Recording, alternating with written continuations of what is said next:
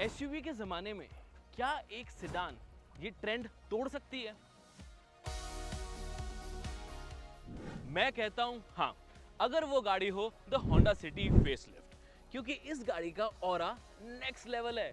थोड़ी सी German styling और Japanese craftsmanship का परफेक्ट कॉम्बो है दी होंडा सिटी फेसलिफ्ट।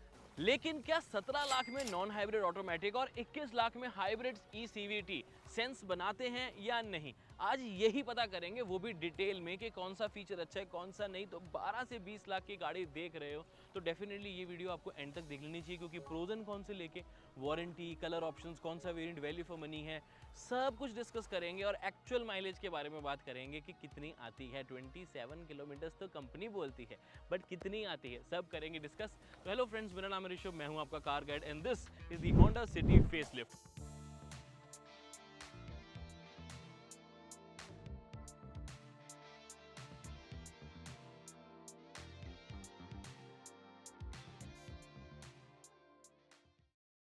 आगे बढ़ने से पहले बता दूं कि वर्ट, स्लाविया इनके फेसलिफ्ट आ रहे हैं, वरना का डिटेल ड्राइव रिव्यू जल्दी आ रहा है, तो उसके लिए भी फॉलो एंड सब्सक्राइब जरूर कर ले, क्योंकि कंपैरिजन भी तो बनता है ना कि कौन सी है the best sedan. Honda City का रिव्यू तो तभी बनता है ना अगर पीछे बैठ के रिव्यू किया जाए। तो अन्ना हेल्प कर रहे हैं, वो ड्राइव कर रहे हैं and we are sitting behind. And to be very honest, सबसे ज़्यादा तो स्पेस अच्छी लग रही है, because knee room, under the support, the leg room overall is super fine. Head room feels also nice because my height is 5'8". थोड़ा turban पहनी होगी, ज़्यादा लंबा होगा तो थोड़ा सा ऐसे बैठ जाएगा, और उसके लिए एडवांटेज ये होगी कि ये जो आर्मरेस्ट है उसको बहुत सूट करेगी, क्योंकि वो आराम से बैठ पाएगा ऐसे करके। बट अगर आप अपराइट होकर बैठना पसंद करते हो तो ये आर्मरेस्ट थोड़ी नीचे लगेगी, और ये थोड़ी स्टर्डी होनी चाहिए थी। और सरप्राइजिंगली पता है क्या है, जो ब्रोशर है ना उसमें ये स्टर्डी दिखाई है, ऐसे गैप है बीच में कि ये ऐसे ऊपर तक आती है, बट ये ऐसे गिर जाती है। I don't know why Honda does this, but ये थोड़ी ऊपर होनी चाहिए थी ना, तभी तो बनता। अब ऐसे बैठना पड़ेगा, so that is not very very comfortable. एक सनशेड की थोड़ी सी मुझे कमी लगती है, यहाँ पर होनी चाहिए थी, पीछे है बट यहाँ पर भी होता तो ज़्यादा अच्छा लगता। बट पीछे स्पेस है, रेयर एसी वेंट्स की परफॉर्मेंस अच्छी लग रही है, टाइप सी चार्जिंग, दो पोर्ट्स मिल जाते हैं, तो 15-20 वाट आराम से ये सपोर्ट करते हैं। मेन है सस्पेंशन, आप इस गाड़ी में एक्चुअली सो सकते हो, प्रॉपर आपको हेडरेस्ट मिलता है। हाँ, विंग्ड होता तो और अच्छा लगता, बट हेडरेस्ट अच्छे से मिल जाता है, recline angle, the cushioning, everything feels perfect. 9 on 10 मैं इजीली दे सकता हूँ। एक नंबर जो काटा है वो 0.5 इसका और 0.5 इसका बट उसके अलावा इट फील्स कंफर्टेबल, रिलैक्सिंग। मतलब होंडा सिटी में आप पीछे सोना चाहते हो ना तो ईजिली सो जाओगे, कोई दिक्कत नहीं आएगी।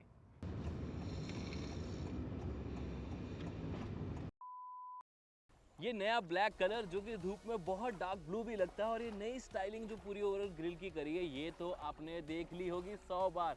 इंटीरियर दिखाता हूँ और ड्राइविंग कंफर्ट की बात करते हैं। अब नई होंडा सिटी फेसलिफ्ट में Android auto, apple CarPlay, wireless, web link वाला सब प्रमोट हो गया, लेकिन ये स्क्रीन कास्टिंग है ये स्क्रीन ही मेरी इसके ऊपर आती है, बट 15-20 मिनट आप फ्री निकाल के चलो, फिर ये जाके कनेक्ट होगा, एप्लीकेशन डाउनलोड वगैरह वगैरह होगी, फिर उसकी एप्लीकेशंस डाउनलोड होगी, फिर कास्टिंग होगी।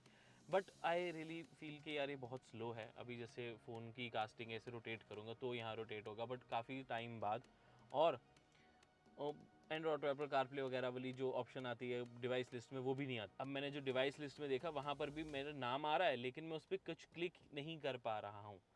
तो ये क्या है, कैसे है, अभी तक तो नहीं समझ आया, बट बहुत डिसअपॉइंटिंग। नाम का है wireless android auto, apple carplay, wired ही यूज़ करना, और मैप्स में तो दिक्कत आएगी आपको। ये गाड़ी स्मूथली इंजॉय करने के लिए है। सीवीटी ट्रांसमिशन को आराम से इंजॉय करो, लेकिन अग्रेसिव नेचर एक्सपेक्ट मत करना, स्पेशली नॉन हाइब्रिड से। हाइब्रिड से भी कोई बहुत ज़्यादा मत करना, बस हाइब्रिड में इलेक्ट्रिक मोटर बैटरी का थोड़ा सा एक्स्ट्रा सपोर्ट मिल जाता है टॉर्क असिस्ट टाइप में, तो नॉन हाइब्रिड का कंपैरेटिवली थोड़ा सा एक्सलेरेशन आपको बेटर मिल जाती है।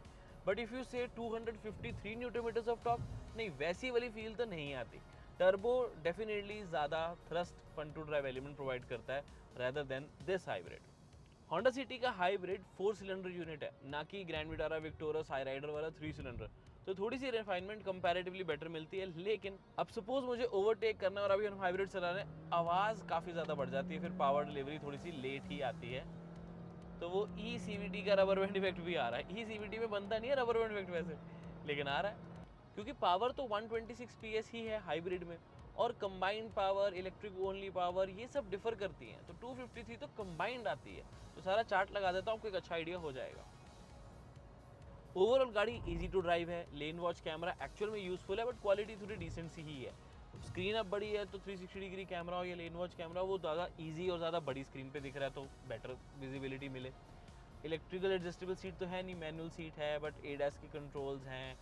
स्क्रीन में जो वायरलेस एंड्रॉइड का एप्पल कारप्ले या इवन वायर्ड भी बहुत ही बुरी है। मतलब टू बी वेरी ऑनेस्ट दुख होता है जब हम होंडा सिटी से इतना प्यार करते हैं, इमोशनली इतना कनेक्टेड रहते हैं, बट जब ऐसी चीज़ें होती है। वेब लिंक कितनी पुरानी टेक्नोलॉजी है, 20 मिनट इसको कनेक्ट करने में लग गए, उसके बाद भी बीच बीच में डिस्कनेक्ट हो रहा है। फ़ोन की स्क्रीन ऑन रखनी पड़ेगी, ब्रॉडकास्ट करना मतलब कास्ट करना पड़ता है उसको, और फ़ोन पे जो आएगा वो सब आपकी स्क्रीन पे दिखता है, हालांकि डिले के बाद दिखता है बट दिखता है। और लगातार फ़ोन की स्क्रीन आपकी ऑन रहेगी तो कितना बैटरी और डिस्प्ले पे कितना फ़र्क आ रहा है। गर्मी में गाड़ी गर्म हो रही, मैं स्क्रीन ऑन करके बैठा हुआ हूँ, चार्जिंग भी नहीं यूज़ हो रही है, फिर वायर लगा के इसको चार्ज भी कर रहा हूँ, क्योंकि वायरलेस चार्जर फ़ोन को गर्म और कर रहा है और चार्ज भी स्लो कर रहा है, और फिर ये नहीं चल रहा। अब वायर लगा के भी ये एरर आ रहा है कि बीच बीच में बंद हो रहा है। और प्रॉब्लम ये है, वायर्ड में भी यही प्रॉब्लम आएगी। वायर्ड के साथ भी Android auto, apple CarPlay, web link से ही कनेक्ट करना पड़ता है, जो पहले फ़ोन में इंस्टॉल करो एक्सेट्रा एक्सेट्रा, बहुत पंगे हैं, बहुत दुख होता है। मोबाइल होल्डर ही लेना पड़ेगा मुझे। हालांकि वेंटिलेटेड सीट्स मुझे अच्छी लगी, कवरेज भी बढ़िया हो रही है इसकी, और कूलिंग भी बहुत जल्दी कर देते इतनी गर्मी होने के बावजूद। सेमी डिजिटल क्लस्टर है, सारी ऑप्शंस यहाँ आ जाती हैं। इलेक्ट्रिक सनरूफ है, टाइप सी चार्जिंग पोर्ट्स हैं, steering remote controls, paddle shifters तो कुछ खास काम आ नहीं रहे हैं मेरे। ऑटो डिमिंग आरबीएम है, गुड थिंग। होंडा सिटी में सबसे ज़्यादा हाइब्रिड को लेके लोग इंटरेस्टेड हैं, ब्रांड भी हाइब्रिड को ज़्यादा प्रमोट कर रहा है, तभी सिर्फ हाइब्रिड की ही ड्राइव रखी है उन्होंने। The thing is mileage 24-25 kilometres पर लीटर के आसपास आपको मिल जाती है ईजीली, ज़्यादा भी मिल सकती है, आपकी ड्राइविंग पे डिपेंड करता है। मतलब 27 से तो ज़्यादा ईजिली मिल सकती है, ऐसी कोई बड़ी बात नहीं है। 30 किलोमीटर्स भी लोग कर सकते हैं, बट मैं एवरेज 25 लेके चलता हूँ। और नॉन हाइब्रिड में आपको 14-15 सिटी में और 18 से 19 हाईवे पे इजीली मिल जाएगी, डिपेंडिंग आप चला कैसे रहे हो गाड़ी को। द प्रॉब्लम इज 4,40,000 का जो ऑन रोड प्राइस का डिफरेंस है, that is way too much. अब ये पावर ट्रेन इंपोर्ट करी जाती है तो टैक्सेस इंपोर्ट वो सब के पैसे ऐड हो जाते हैं, तो यार कस्टमर को ही तो बेयर करने पड़ते हैं। और मुझे लगता है कि यार आप 100 किलोमीटर रोज के चलाओगे तो 5 साल में जाके आपके 4,40,000 पूरे होंगे पैसे, सिर्फ पूरे। अभी सेव नहीं आपने करना शुरू किया, अभी सिर्फ वो जो इनिशियली पे करे थे बैंक को, ईएमआई दी थी, वो हुए। तो इससे अच्छा आप उस 4,40,000 को इन्वेस्ट कर लो। 5 साल में 10% की CAGR भी लेके चलो कंपाउंड इंटरेस्ट पे, वो 7 लाख रुपए बनते हैं। आप सोच रहे हो 4 लाख होते तो मैं EMI क्यों करवा रहा होता। तो कोई बात नहीं, नॉन हाइब्रिड परचेज करो और 4 लाख एक साथ नहीं, सिर्फ SIP लगा दो। SIP लगाओगे 7,000 पर मंथ के आसपास की बनती है, उस पर भी आपको 5-5.5 लाख रुपए आराम से बन जाएंगे, तब भी फायदे में हो। हाइब्रिड के लिए क्यों ही जाना, जब 100-150 किलोमीटर चलाओगे तब भी जाके आपके 5 साल में पूरे होने हैं। पूरे होंगे, सेव नहीं, पूरे। होंडा सिटी का टॉप वेरिएंट है, मैं उतना रेकमेंड नहीं कर रहा। एक तो 360 डिग्री कैमरा मुझे लगता है ठीक ठाक क्वालिटी का है, फिर एडैस रेडार बेस्ड नहीं कैमरा बेस्ड है, जिसमें फॉग बारिश उसमें इसकी परफॉर्मेंस कंपैरेटिवली कम आएगी जो रेडार बेस्ड होते हैं एडैस। 1 लाख रुपए अपने बचाओ, एक शोरूम ऑन रोड 1.20 के आसपास, 1.10 1.20 बचाओ उसको, और इससे लोअर वेरिएंट ले लो। वैल्यू फॉर मनी वेरिएंट थोड़ा रुक के बताता हूँ, तो वीडियो को एंड तक देख लेना। बाकी इसका जो नॉन हाइब्रिड का ड्राइव रिव्यू है वो अगली वीडियो अपलोड करी जाएगी, तो उसके लिए भी आप सब्सक्राइब ज़रूर कर लें। तो नॉन हाइब्रिड में माइलेज क्या है, पावर कैसी है, क्या चेंज है पहले वाली होंडा सिटी से, सब बताया गया है। तो उस वीडियो के लिए सब्सक्राइब अभी कर लो। अब ये देखो, इसका ये wired Android auto apple CarPlay है, वायरलेस भी ट्राई कर लिया, वायर्ड भी कर लिया। मैप्स खोले तो कह रहा है this feature is not available while driving. अरे तो मैं गाड़ी रोक के कैसे यूज़ करूँगा इसको। सिंपल सी चीज़ है। देखो मैंने होम पे भी ब्रेक वापस प्रेस किया, अब मैं चाहता हूँ कि मैं इसका वेब लिंक यूज़ करूँ, ये देख लो। अरे बाबा, कुछ भी नहीं होता यार इसमें। और अब इसको रीसेट करूँगा तो मतलब फिर से शुरू होगा, फिर वो बंद होगा, फिर दोबारा आएगा, फिर यही आ जाता है। What is this. ये देखो, the feature is not available while driving, जबकि मैं पार्किंग मोड पे हूँ, गाड़ी खड़ी हुई है, फीचर मैं चलाने की कोशिश कर रहा हूँ, but web link is not just working. यहाँ लिखा है कनेक्टेड, यहाँ पर मैं क्लिक करूँगा कास्ट के ऊपर जा, और उसके बाद आ जाएगा टू स्टार्ट। आप इसको बंद कीजिए ऐसे करके, फिर ये लोडिंग ऐसे लगेगा, अभी शुरू हो जाएगा, फिर ये आ जाता है। क्यों होंडा क्यों। यार कसम से सच बताऊं ना, तो इस गाड़ी का डिज़ाइन मुझे ओवरऑल अच्छा लगा। इनफैक्ट सेगमेंट की सबसे ज़्यादा लंबी गाड़ी हो जाती है ये। अपनी ही होंडा सिटी जो पहले आती थी उससे भी 11 mm ज़्यादा लंबी है। लेकिन व्हील बेस फिर भी सेगमेंट की बाकी गाड़ियों से छोटा है। लेकिन ये व्हील बेस छोटे वाली फीलिंग गाड़ी के अंदर आते ही बैठते ही खत्म हो जाती है, क्योंकि मेरे को यार कंफर्ट तो बढ़िया मिल रहा है, नी रूम अच्छा है, अंडर थाई सपोर्ट सही है, पैर भी आगे तक आ रहे हैं, 5'8" इज माय हाइट। इससे ज़्यादा एक्सटेंडेबल थाई सपोर्ट टाइप कुछ होता तो फिर नी रूम थोड़ा कम हो जाता, क्योंकि ये काफ़ी पीछे तक आ रहा है। और नीचे भी आपको जो टाइप सी पोर्ट्स मिल रहे हैं वो काफ़ी नीचे मिल रहे हैं, तो वाया जब यहाँ लगेगी तो वो पैरों में तो आपके फंसने वाली है। तो ये पोर्ट्स यहाँ होने चाहिए थे, ना कि उतने नीचे। बट एसी वेंट्स का फ्लो वगैरह इज़ परफेक्टली फाइन। 3 आपको एडजस्टेबल हेडरेस्ट नहीं बल्कि 2 मिलते हैं और एक बीच का फिक्स्ड मिलेगा। एलईडी लाइट्स प्रॉपर ऑफर करी जाती हैं, स्पेस आपको मिलती है। शिकायत है मेरी ये इतना ढीला क्यों है ये स्टर्डी क्यों नहीं है, क्योंकि अब इस पे प्रॉपर रेस्ट करने के लिए मुझे ऐसे बैठना पड़ेगा, तब मैं बैठ पा रहा हूँ। But this is not a right position to sit in ना। आप गाड़ी में तो ऐसे ही बैठोगे, तब ये यहाँ होना चाहिए था, ना कि यहाँ। अब मैं ऐसे बैठ रहा हूँ, what is the point. Right side वाला बिल्कुल परफेक्ट रहता है, बट ये लेफ्ट भी थोड़ा सा कंफर्टेबल ज़्यादा होना चाहिए था। और बुरा पता है ये ज़्यादा क्यों लग रहा है, क्योंकि ब्रोशर में ये यहाँ है और एक्चुअल में यहाँ। वाई होंडा वाई, ब्रोशर में कुछ और यहाँ कुछ गलत बात हो जाती है ना यार। ये तो वैसे ही मुझे लगता है कि सनशेड यहाँ पर कमी महसूस होती है। पीछे सनशेड है पीछे का, लेकिन उससे ज़्यादा इंपॉर्टेंट ये वाला सनशेड है। उसका एक रीज़न बताता हूँ। पीछे वाले सनशेड से ड्राइवर का व्यू भी थोड़ा सा फ़र्क तो पड़ता है, ठीक है, दिख रहा है पीछे उसको, बट बिना सनशेड के ज़्यादा अच्छा से दिखेगा। और दूसरी बात है कि साइड पे चाहिए आपको सनशेड, क्योंकि यहीं से ज़्यादा धूप तीखी आती है, पीछे वाली कंपैरेटिवली कम आती है धूप, क्योंकि और बहुत चीज़ें आती है, स्लोपिंग हो जाती है। अब उधर से इस टाइम पे भी धूप आ रही है, पूरा जल रहा हूँ, मैं सोना चाहूँगा तो फेस तो इस तरफ का पूरा बर्न हो जाए। और जिस तरह की होंडा सिटी एक प्रीमियम एग्जीक्यूटिव सीईओ वाली गाड़ी फील होती है ना, ये सनशेड की वजह से। अब यहाँ पर वो चुपक वाले लगाऊंगा तो अच्छे थोड़ी लगेंगे यार होंडा सिटी पे। प्रॉपर सनशेड चाहिए थे ना, आपको भी चाहिए थे, कमेंट करके बताओ।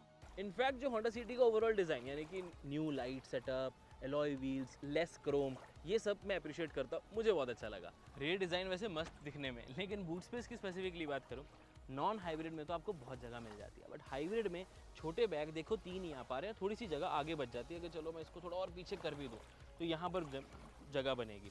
बट अगर आप नॉन हाइब्रिड लेते हो तो अगर पूरी फैमिली ट्रिप पे जाना चाहते हैं, यानी कि 5 के 5 लोग जो आगे प्रॉपरली बैठे, सबका सामान ईजिली आ जाएगा, क्योंकि नीचे तक पूरी स्पेस मिलती है और इतना खाली खाली नहीं लगेगा आपको। वो बूट स्पेस ज़्यादा अच्छी है। ऑनेस्टली मेरा opinion, this honda city hybrid is a better hybrid than the grand Vitara, विक्टोरस, hyryder. किस लिए? रिफाइनमेंट और टॉर्क पॉइंट ऑफ व्यू से। 4 सिलेंडर यूनिट है तो एक वो चीज़ आपको अच्छी लगेगी, बट यार 4,40,000 का जो डिफरेंस है on road, that is way too much for some extra mileage and some extra torque, जो कि टर्बो चार्जर से अभी भी कम फील होती है। तो एक बार कंसिडर करने वाली बात हो जाती है कि क्या आप उतनी माइलेज की रिक्वायरमेंट है, 150-200 किलोमीटर पूरे दिन में चला रहे हो, तब जाके आप 2-3 साल में उसकी कॉस्ट रिकवर करोगे सिर्फ, और उसके बाद सेविंग आपकी शुरू होगी। तो एक बार अच्छे से कैलकुलेट करो ना मेरे दोस्त के एक्चुअल में रिक्वायरमेंट है भी या नहीं। तो 21 लाख में आपको, मैं कंपेयर ही नहीं कर रहा इसे हाई राइडर, ग्रैंड विटारा वगैरह के साथ, विक्टोरस में तो चलो फीचर्स भी काफ़ी ज़्यादा मिल जाते हैं, बट 21 लाख में 360 डिग्री कैमरा भी आपको उतनी अच्छी क्वालिटी का नहीं मिल रहा, फिर आपको इलेक्ट्रिकल एडजस्टेबल सीट नहीं है, एडस रेडार बेस नहीं है, सनरूफ तो चलो कोई बात नहीं, मेरे लिए इतनी इंपॉर्टेंट नहीं है, बट 20-21 लाख वाले फीचर्स नहीं है, कंपैरेटिवली वो कम हो जाते हैं। तो उस पॉइंट ऑफ व्यू से ड्राइविंग वगैरह सब बड़ी, तो I would rather buy a non hybrid Honda City at 17 lakhs for the CVT. वो ज़्यादा सेंस नहीं बनाता, माइलेज उसकी भी तो 12, 13, 14 के आसपास सिटी में, और 16 से लेकर 18, 19 तक हाईवेज पे मिल ही जाती है। बहुत अच्छे से चलाओगे तो शायद 20 से ज़्यादा भी दे दे, but the point is value. मैं कह रहा हूँ 17 लाख 16 लाख वाला भी एक बार छोड़ दो, 15 लाख वाला वेरिएंट चूज़ करो, जिसमें आपको 360 कैमरा और एडस नहीं मिलता। वो ज़्यादा वैल्यू फॉर मनी है, क्योंकि एडस रेडार नहीं, कैमरा बेस्ड है, बहुत सारी कंडीशन के साथ आता है, 360 डिग्री कैमरा क्वालिटी।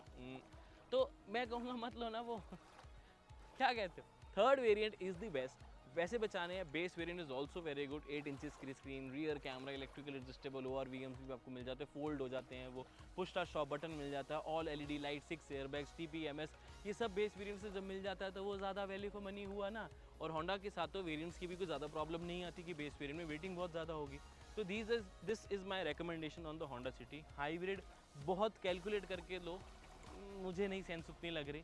मुझे लग रहा है कि बेस वेरिएंट और third variant are the best variant, then comes the fourth यानी कि top variant of non hybrid, then comes the hybrid variant. ये मेरा पर्सनल ओपिनियन है। आई नो कई लोग जो होंडा सिटी से बहुत ज़्यादा प्यार करते हैं, इनकी हाइब्रिड टेक्नोलॉजी रिफाइनमेंट से प्यार करते हैं, वो शायद थोड़े से ऑफेंडेड फील करें, बट आई थिंक मुझे अपना ओपिनियन खुल के देना चाहिए।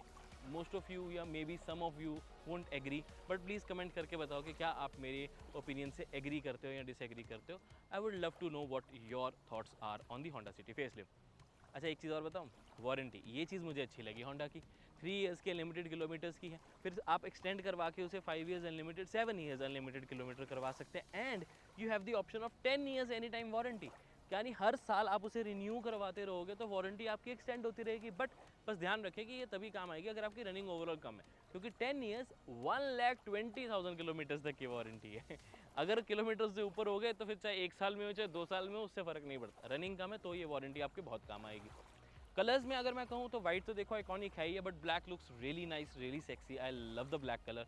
हीट में थोड़ी सी दिक्कत आ सकती है आपको, बट इतनी नहीं कि आप ब्लैक कलर को अवॉइड करें, because this looks very nice. So this was the Honda City facelift detailed drive review, opinion, impression सब आपको डिटेल में बता दिया।